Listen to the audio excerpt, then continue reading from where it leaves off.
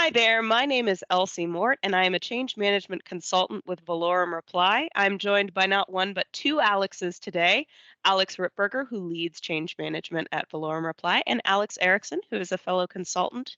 We're here today to talk about the present state and future of hybrid work, which is amazingly still a pressing topic. I just have a few questions for the two of you, and then it's kind of open conversation. I'm sure you have a lot of thoughts on this topic.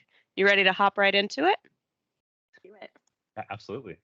All right. Well, I will start with kind of what I was saying earlier. Why are we still talking about this? A lot of organizations were somewhat thrust into remote and then hybrid work by the pandemic, which started 2 years ago. And yet, this is still a really pressing topic.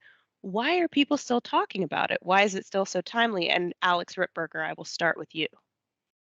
That's a great question, Elsie. I think the real thing about hybrid work is that people are kind of coming at it from the wrong angle, right? I think if you think about the pandemic and why we started all of this, it wasn't a process-oriented approach. It wasn't how do I do this in the best way possible for my employees and my organization.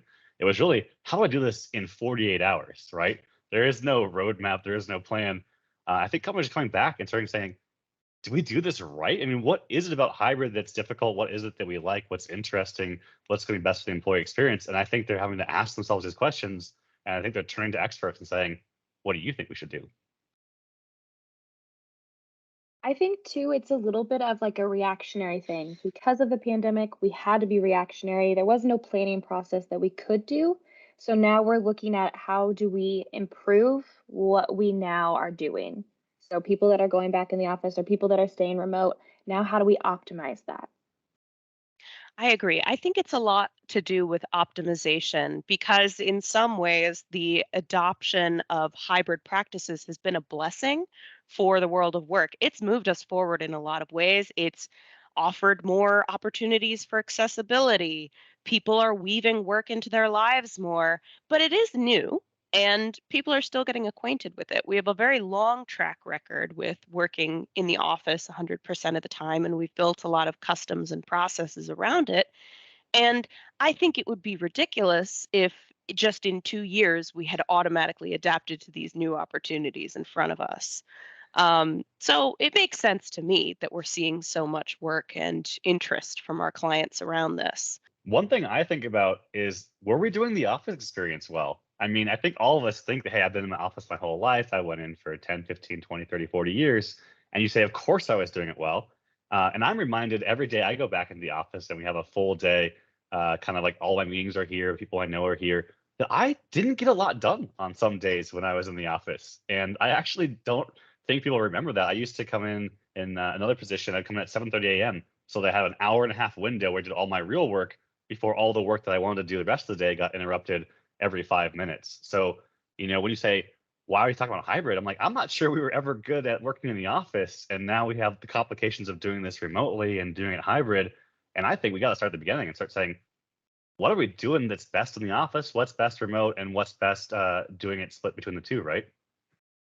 I think that brings up a good point though, Alex, of when we are having people that want to go utilize office time to the maximum because at home I have no commute.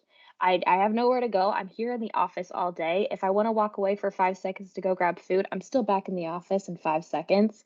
So how do we optimize our office time? And I think that's going to be a really big discovery phase for projects that are wanting to optimize hybrid is what are we doing in the office? Why are we making the office open for people? How do we get people to want to be in the office on certain days? Type of things I think are going to be really collaborative on projects like that. Right. It's like you said, Alex, I think there's an optimized type of work for each space. And just like we ask ourselves, what technologies do I use for what purpose and in what way with what people, you need to apply the same logic to the spaces that you're working in. That's very true. I enjoy having our in-person meetings.